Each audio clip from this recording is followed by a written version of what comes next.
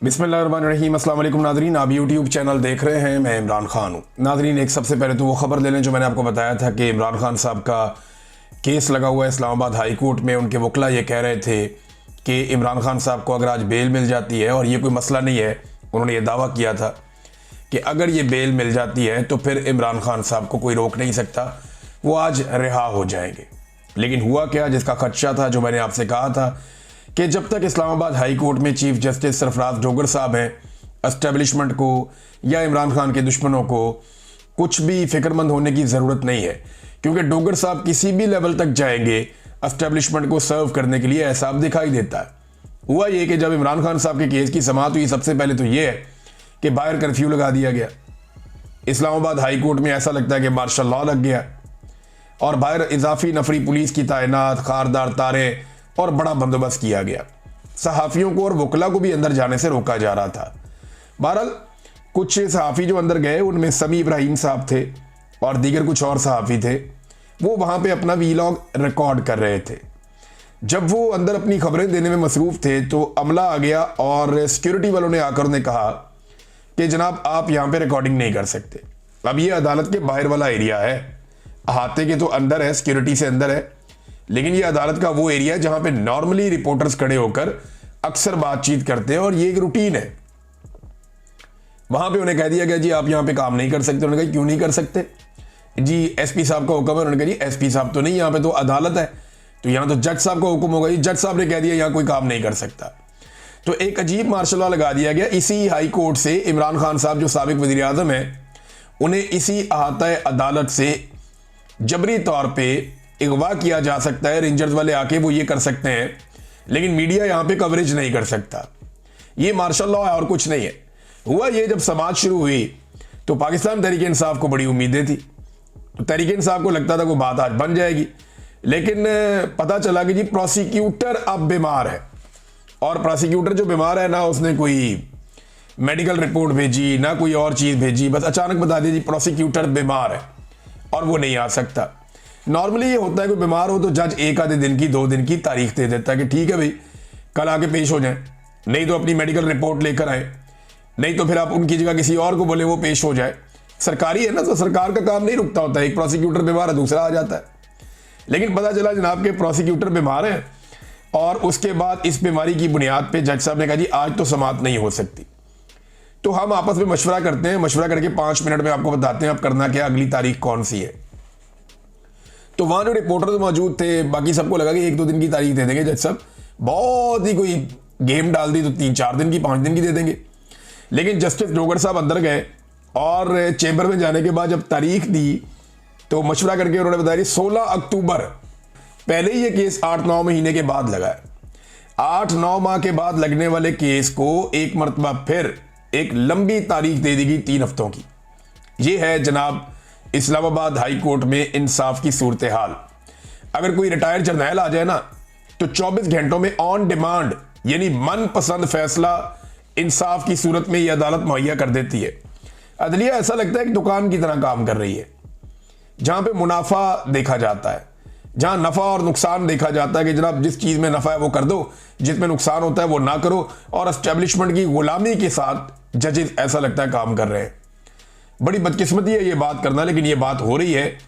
तो मैं आपको बता रहा हूं, इमरान खान साहब के ऊपर देखिए ना, एक और मामला भी है। ये सिर्फ एक केस नहीं है।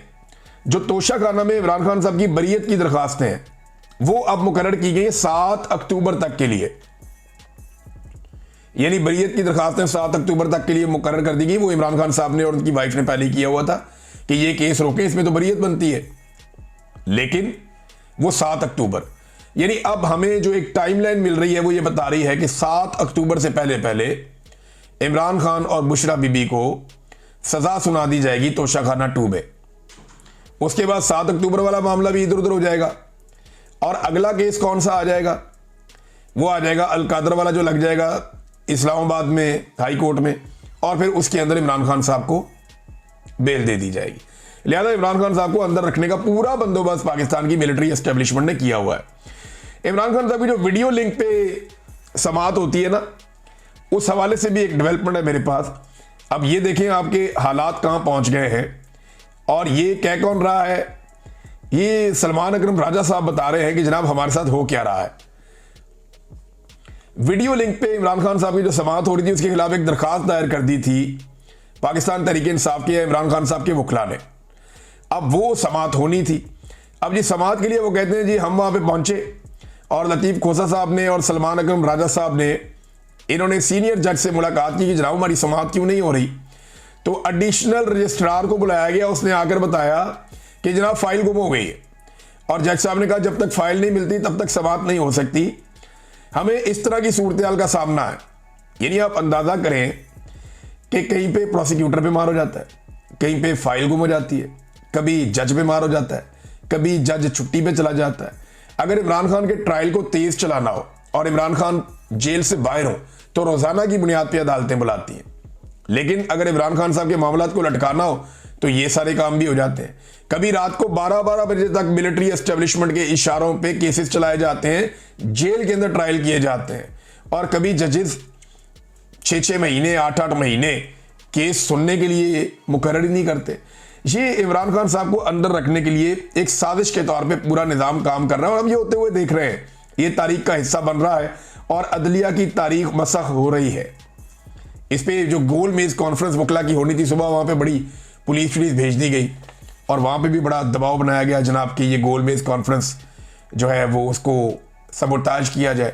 लेकिन फिर वकला बैठे, ये सीनियर तरीन वकला हैं, इनमें ज़्यादातर वो हैं जो सुप्रीम कोर्ट बार एसोसिएशन के सदूर भी रह चुके हैं, जो जर्नलिस्ट कवर करते हैं सुप्रीम कोर्ट को और हाई कोर्ट्स को।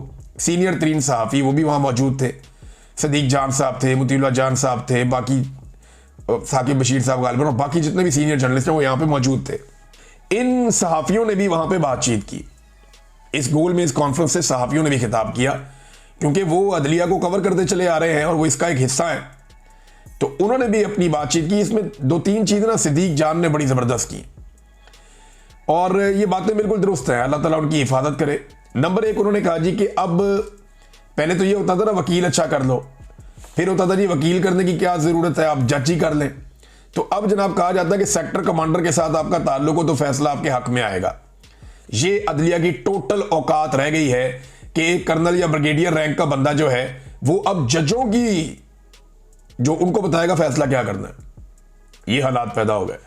नंबर 2 उन्होंने कहा जी कि जो वकला मायूस है ना और जो अदलिया की हालत हो रही है उसके लिए ये बड़ी जुर्रत की सदीक जान ने, उसने सीनियर वकला के सामने बैठकर कहा कि इसके लिए आप सारे जिम्मेदार हैं, आप लोगों ने वक्त पे आवाज़ नहीं उठाई और आज से चंद साल के बाद जब वकला ये देखेंगे कि अदलिया कितनी तबाह हो गई है तो उसके लिए वो जिम्मेदार इन जजों को नहीं ठहराएंगे, आपको जिम्मेदार ठहराएंगे। ये जिम्मेदारी आपके कांधों पर है और ये गोल मेज कॉन्फ्रेंस यहां करने की बजाय आपको सुप्रीम कोर्ट ऑफ पाकिस्तान के दरवाजे पे होना चाहिए था, वहां पे ये बात करनी चाहिए थी। बड़ी इंपॉर्टेंट चीजें सदीक जान साहब ने कही। मुतीउल्लाह जान साहब ने बताया कि अदलिया पे किस तरह का खिलवाड़ हो रहा है और इसके अलावा जो है वो एक स्टेटमेंट है, ये बड़ा इंपॉर्टेंट है। ये स्टेटमेंट है जनाब हामिद खान साहब का। हामिद खान साहब फरमाते हैं हमने पहले ही दिन कहा था कि 26वीं तरमीम के बाद इस मुल्क में ना आइन रहेगा ना अदलिया नाम की कोई चीज रहेगी, क्योंकि हम 50 साल से ये चीजें देखते आ रहे हैं। जनरल अयूब, ज़ियाउल हक और जनरल मुशर्रफ जैसे हमने अदवार देखे हैं, लेकिन ये जनरल इनसे भी 2 कदम आगे है जो इस वक्त है ये जनरल आसिम मुनीर वगैरह। इंतजामिया चाहे सदर है या वजीर आजम, ये जनरल्स के इशारों पर नाचने वाले पपेट्स हैं। ये जनाब एडवोकेट हामिद खान साहब ने कहा। बाकी तकारीर भी आ रही हैं, मैं इसकी जो एलामिया आएगा वो आपको नेक्स्ट वीलॉग में पढ़ के मैं सुनाऊंगा। ये गोल मेज कॉन्फ्रेंस एक डेवलपमेंट है और मामला यहां रुकेगा नहीं, मामला आगे बढ़ेगा और हम बढ़ता हुआ देखेंगे भी। अब फर्दर क्या होता है आपको बाद में रिपोर्ट करता हूं। अब तक के लिए इतने, अपना ख्याल रखिएगा, अपने चैनल का भी। अल्लाह हाफिज।